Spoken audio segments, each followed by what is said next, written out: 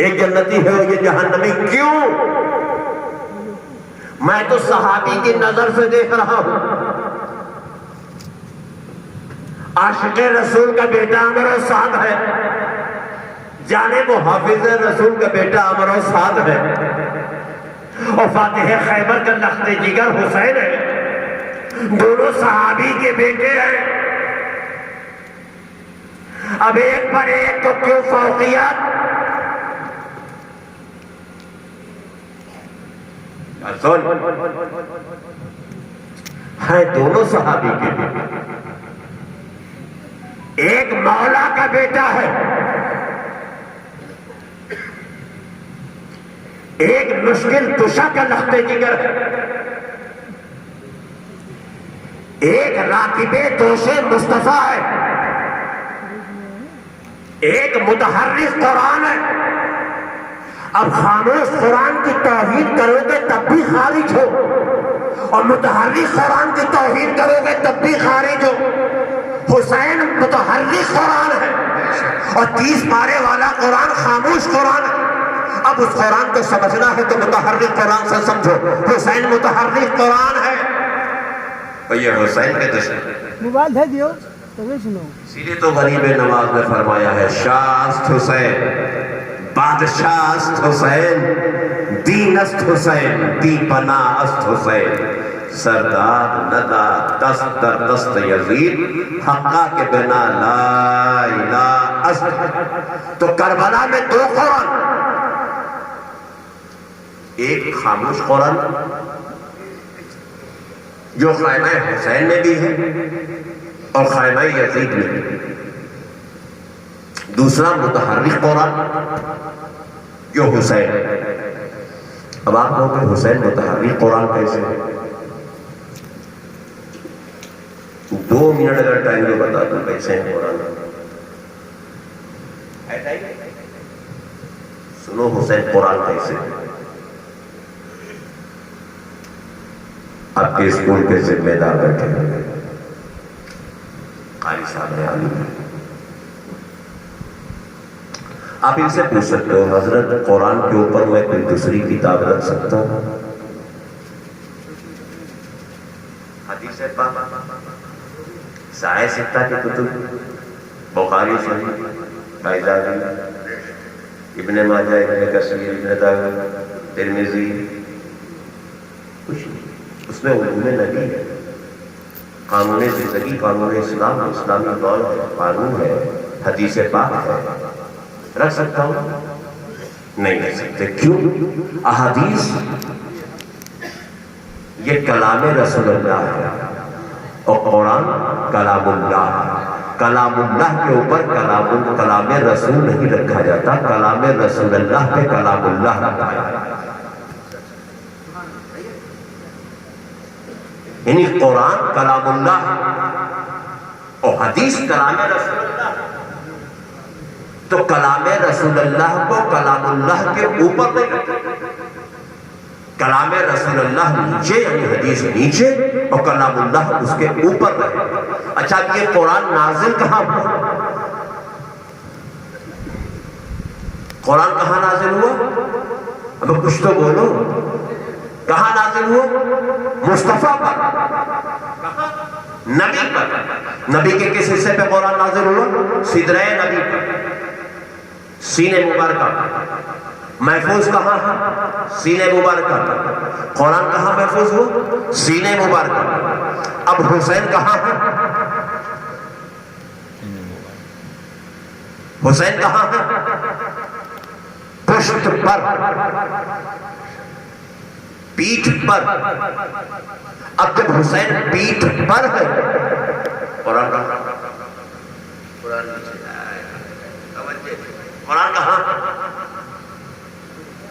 نبی سجدے تصور سجدے، قرآن سینے، پیٹھ کا ہاتھ. یہ قرآن، یہ سجدے، یہ سینہ، یہ قرآن. حسین پشت. اب نیچے کیا ہے؟ تب مجھے کہنے دو نا یہ قرآن جو سینے نبی کے اندر ہے وہ خاموش قرآن، دوسرا قرآن جو پشت نبوت پر ہے وہ متحرک قرآن حسین ہے۔ کربلا میں خاموش قرآن کی حفاظت کے لیے متحرک قرآن گیا تھا۔ کربلا میں اس خاموش 30 پارے قرآن کی حفاظت کے لیے متحرک قرآن حسین پہنچ گیا۔ 72 نفوس قدسیہ کو شہید کروا کر کے اس قرآن کو بچایا۔ دوسری وہ کلمہ کو لعنتی تھی حسین سے حسین ہے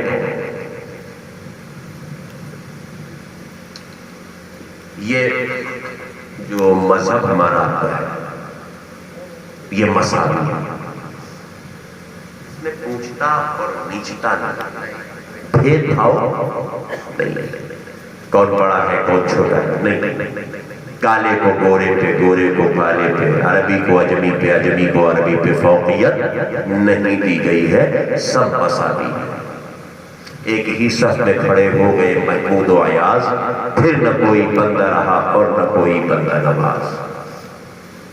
اپنے وقت کا شہنشاہ بھی اسی صف میں ہوگا اور اپنے وقت کا جارو کش مزدور صفائی کرمچاری نماز کے وقت پہنچے گا، اگل بغل کھڑے ہو کے نماز پڑھیں گے۔ یہ مذہب اسلام نے اخوت و بھائی چارگی یکسائیت کا باب دیا ہے۔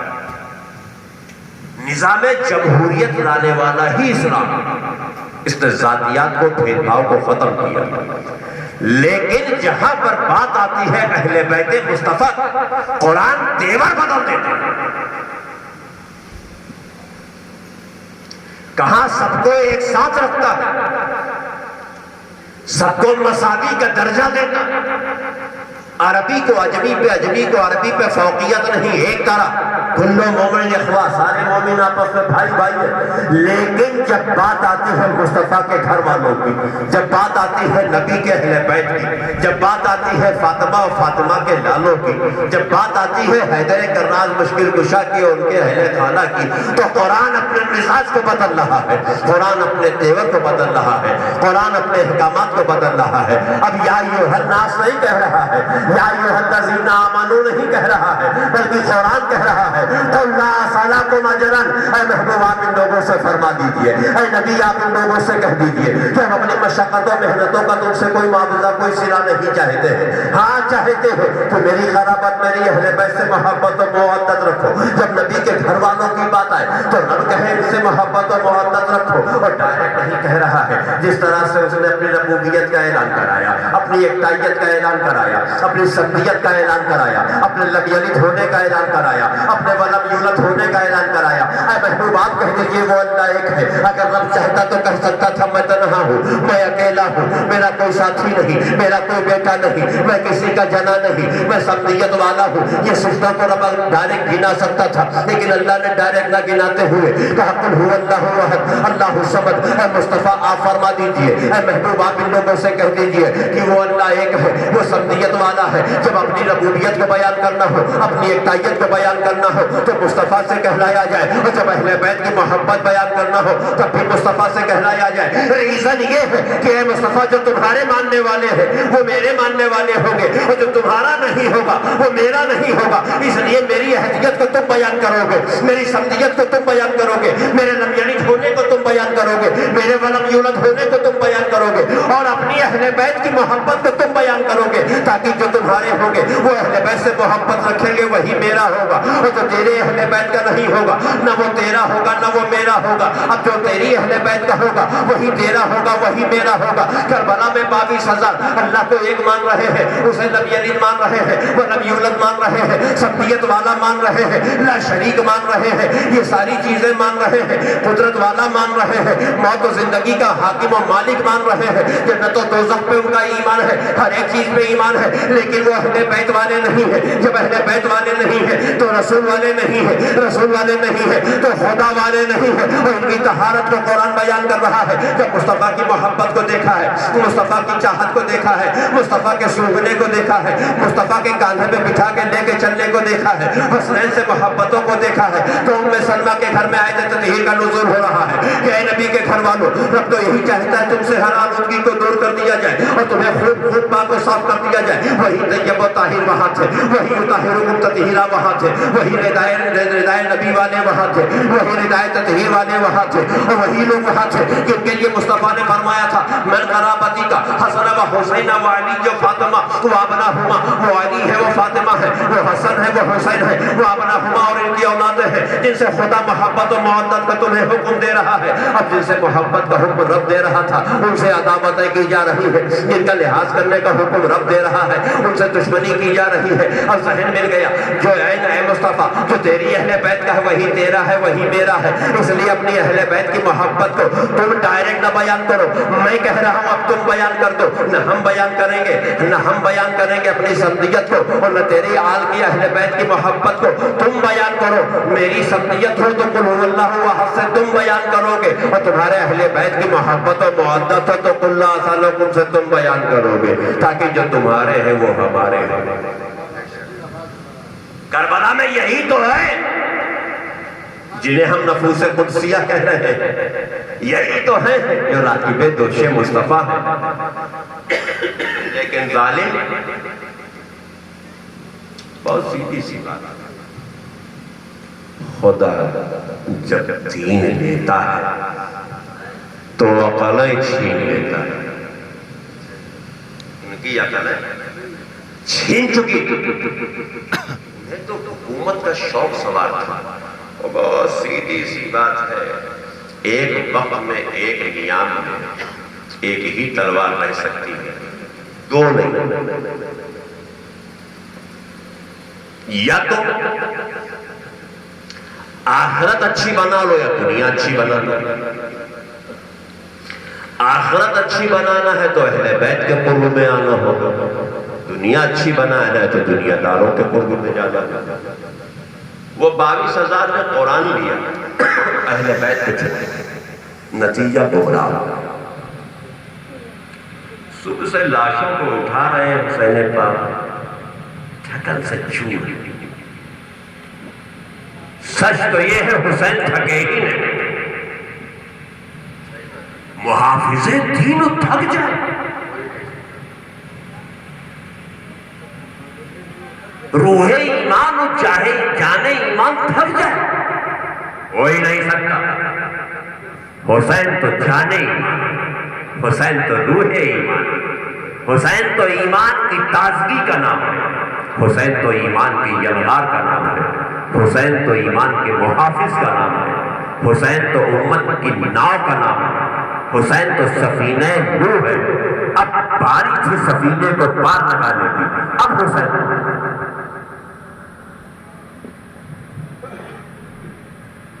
اب باری تھی کہ سفینے کو پار کر دیا جائے. حسین میدان تسلیاں الگ دی جا رہی, رخ میدان. کتنا سخت مرحلہ, سامنے سہاگ موجود ہے, سامنے بہن کی اجڑی گود موجود ہے, انجام بھی سامنے ہے کہ میرے بعد اس لشکر والے ان پردہ نشینوں کے ساتھ کیا کریں گے حسین جانا.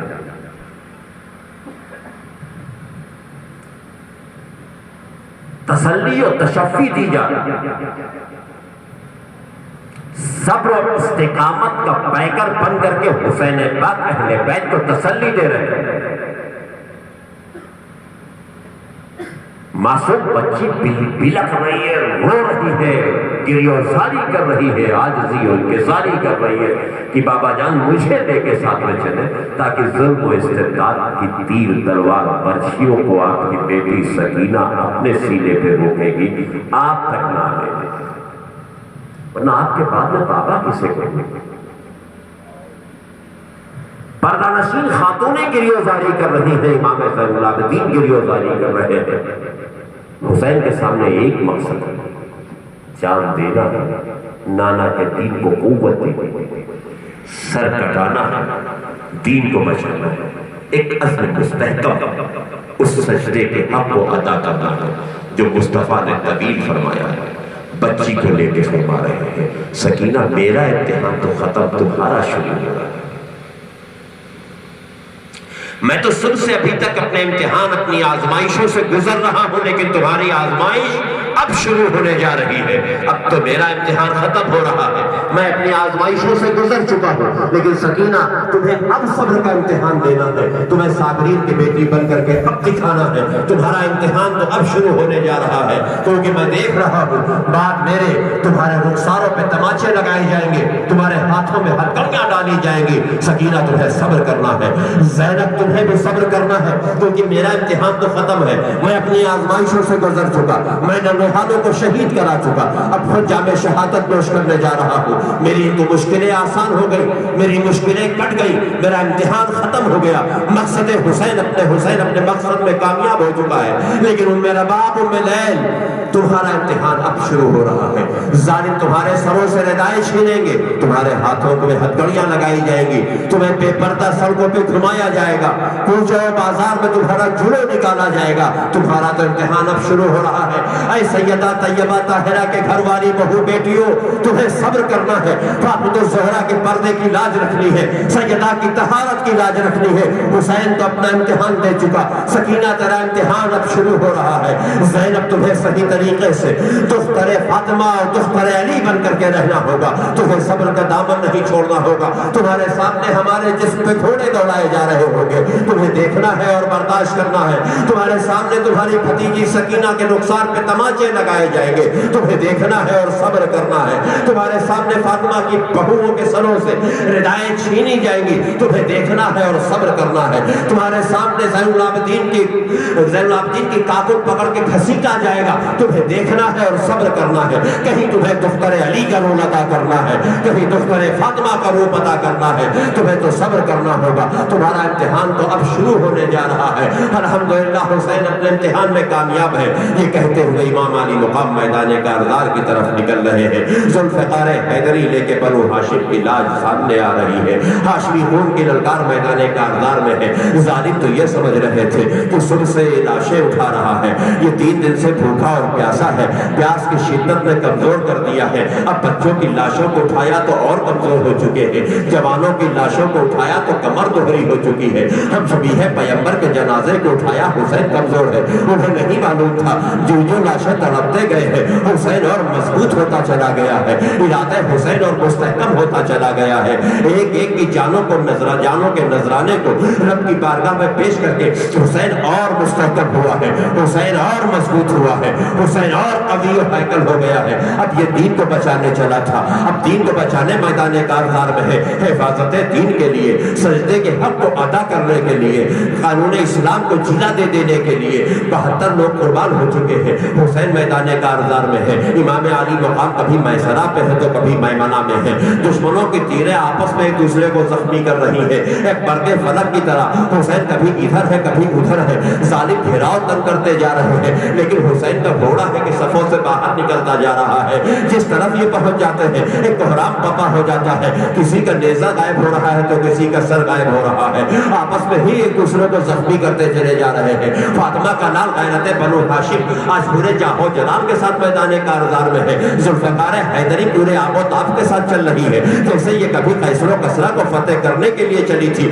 آج اس سے بھی کہیں زیادہ تیز کے ساتھ میں چل رہی ہے۔ میں سوچنے لگا آخر اس تلوار کو وہ جلال قیصر و کسریٰ میں کیوں نہیں آیا تھا، خندق و خیبر میں کیوں نہیں آیا تھا، تبوک میں وہ جلال تلوار ذوالفقار حیدری کو کیوں نہیں آیا ہے؟ تب تو بازوئے علی میں سما چکی تھی، جس کے لیے کہا جا رہا ہو لا فتح الا علی لا سیف الا ذوالفقار، لیکن آج یہ حسین کے ہاتھ میں مچل کے چلا رہی ہے. اس سے پہلے یہ کفاروں پہ چل رہی تھی تو اس کی سرخی کا یہ عالم نہ تھا. آج یہ حسین کے ہاتھ میں چل رہی ہے, حیدر کرار کے پسر کے ہاتھ میں ہے, راکب دوش مصطفیٰ کے ہاتھ میں ہے, فاطمہ کے دودھ کی لجا کے ہاتھ میں ہے, غیرت بنو ہاشم کے ہاتھ میں ہے. سب لوگ استقلال کے اٹوٹ پہاڑ کے ہاتھ میں تلوار چل رہی ہے. تو محسوس یہ ہو رہا ہے کہ وہ ہاشمی جلال, وہ ہاشمی خون کی غیرت آج تضاد ذوالفقار حیدری میں سما چکی ہو. محسوس ایسا ہو رہا ہے کہ ہاشمی خون پوری طرح سے ذوالفقار حیدری میں سما گیا ہو اور یہ بھی جلال میں آ گئی ہو. جیسے بنو ہاشم کو جلال آتا ہو, آج ذوالفقار حیدری کو جلال آ گیا ہے.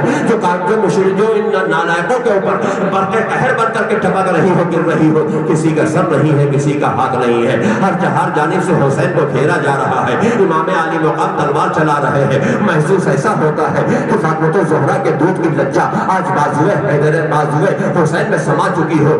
فاتح خیبر داماد پیمبر, فاتح خیبر داماد پیمبر علی ابن ابی طالب کی قوت شجاعت بازوئے حسین میں سما چکی ہو. ایسی کاٹو چھاڑ کے ساتھ تلوار چل رہی ہے, ایسی کاٹو چھاڑ کے ساتھ تلوار چل رہی ہے کہ سوچنے پہ کہنا ہی پڑ رہا ہے کہ ایسا محسوس ہو رہا ہے کہ روضہ رسول سے نبی اٹھ کر کے خود میدان کربلا میں آ کر کے دعا کے لیے ہاتھ اٹھا دیے ہو کہ نواسے کی فتح ہو. آج حسین کاٹتے جا رہے ہیں اور حقیقت یہی ہے کہ اگر لڑائی کے وقت میں نماز کا وقت نہ داخل ہوتا تو شاید ایک حسین کافی تھا.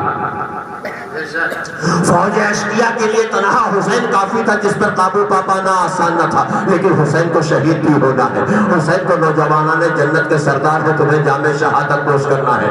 حسین تمہیں حیات ابدی کا مالک بننا ہے. حسین تمہیں حیات ابدی کا مالک بننا ہے. تمہیں شہید ہونا ہے. اب نماز کے لیے بھی شہید ہونا ہے. جس کے لیے تم نے تلوار اٹھایا تھا اسی کے لیے اب تلوار رکھ لو. جس کے لیے تم نے تلوار اٹھایا تھا اسی کے لیے تلوار رکھ لو. آ گیا لڑائی میں گر وقت آئین نماز, قبلہ روح ہو کے کھڑی ہو گئی قوم حجاز. پھر نہ کوئی بندہ رہا اور نہ کوئی بندہ نواز. تلوار چل اسے نہ سکینہ کی پیاس روک سکی, نہ زین العابدین کی بیماری روک سکی, نہ ام رباب ام لیل کا سہاگ روک سکا, نہ زینب کی اجڑی دودھ روک سکی, نہ قاسم و اکبر کی جوانی لٹی روک سکی, نہ معصوم بچوں کی شہادتیں روک سکی. پوری آب و تاب کے ساتھ اللہ چلا. لیکن جیسے ہی نماز کا وقت آ رہا ہے کہ سنان کا نیزہ سدرہ حسین کے پار, ظالم نے جب نیزے کو کھینچا